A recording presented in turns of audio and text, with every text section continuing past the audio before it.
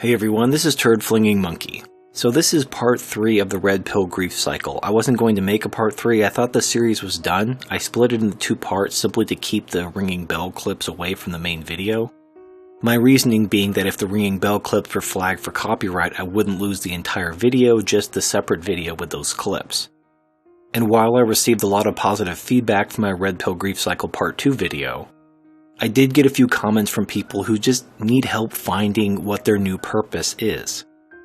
I also remember receiving similar comments to my Into the Wasteland video.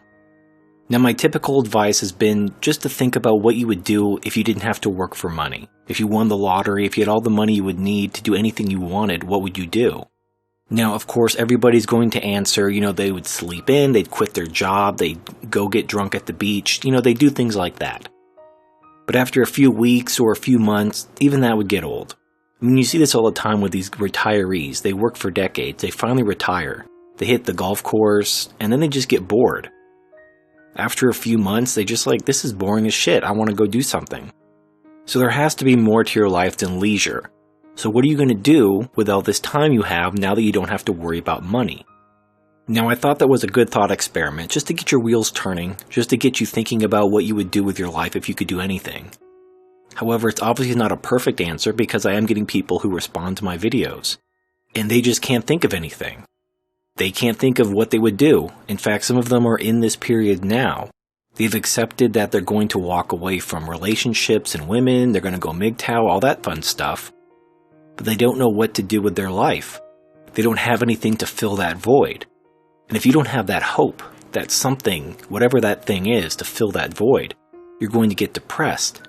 You're going to be filled with nihilism, where you just have nothing to live for. You may even slip back into the valley of suicide, figuring that if life isn't worth living, why live at all? So I have another tool which will hopefully help you discover what this new meaning and purpose to your life could be. And this comes from a kind of personality test called the 6 Human Needs. Now this personality test is very straightforward. I'll provide a link in the description. I want you to take this test.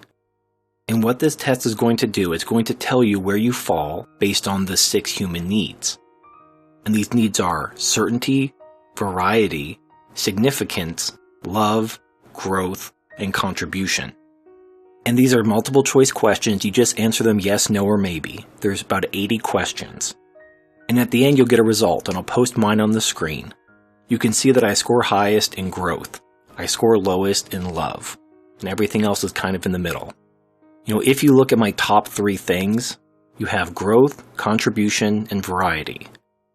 And if you consider that, what I'm doing makes perfect sense.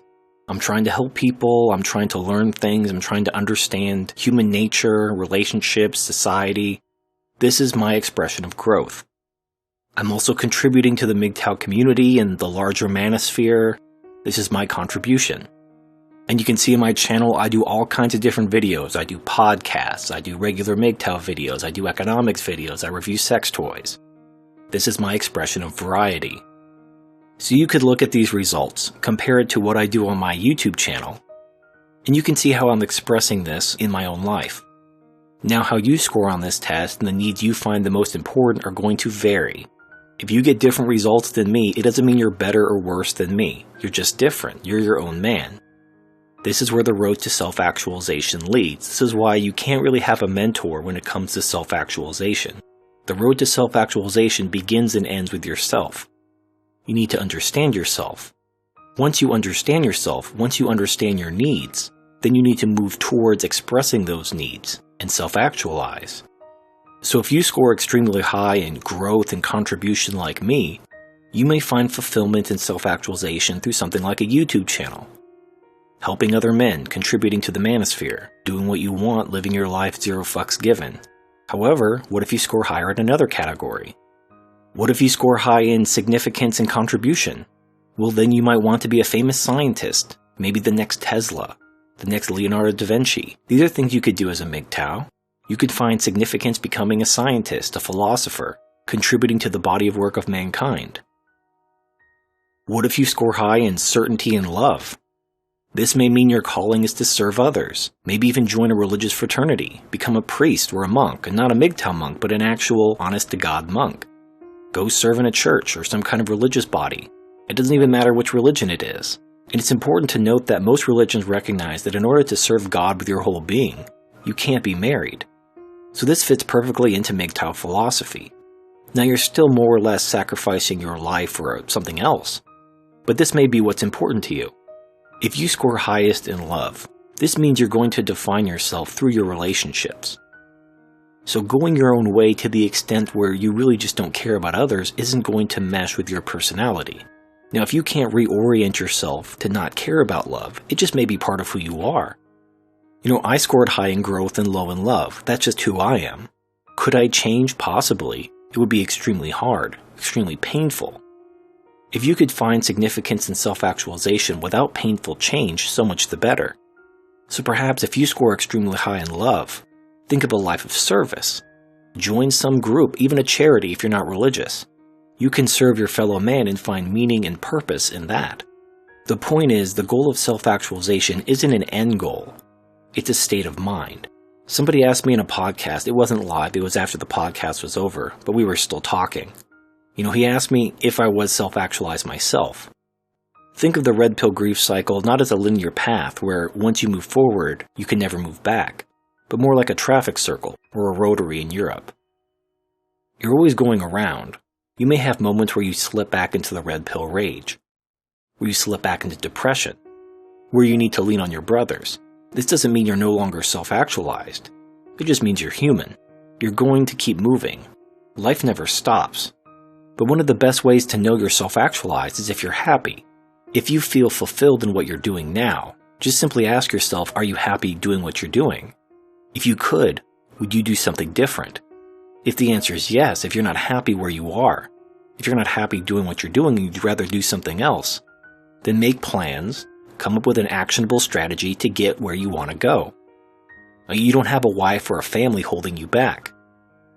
Everything is internal. You are in complete control of who you are and where you are. So if you don't like where you are, then move. If there's something you want to do, make a plan and do it. And constantly check in with yourself once you've achieved what you set out to achieve. Ask yourself if you're happy, if there's something else you'd rather do. Now, if you score high in variety, you may constantly be moving back and forth between different things. You may achieve something only to get bored and want to achieve something else. Good.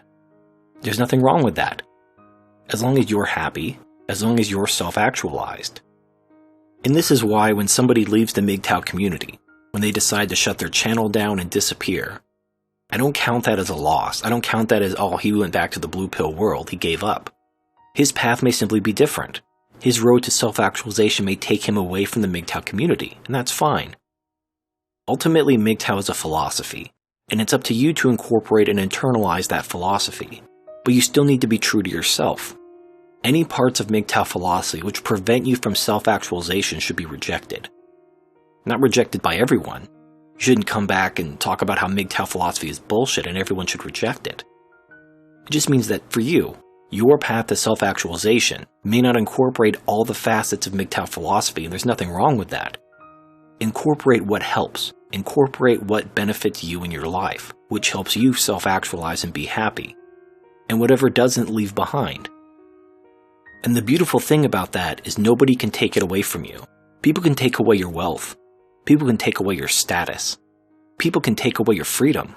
But they can't take away your identity. They can only try to get you to give it up. And this is why I've done several videos on tribal identity and why it's so damaging and dangerous. You need to cultivate your own internal sense of identity, your own internal sense of validation. You have to self-actualize. The purest expression of a man going his own way isn't some guy on YouTube talking about how much women suck, talking about the end of society and how feminism is bullshit. That's not the purest form of MGTOW. The purest form of MGTOW is a man going his own way, living his life, and he's happy. And he doesn't need anyone. He doesn't need a woman's validation. He doesn't need the tribe's validation. He's a man going his own way. This is TurdFlingingMonkey. Thank you for watching, and I'll see you next time.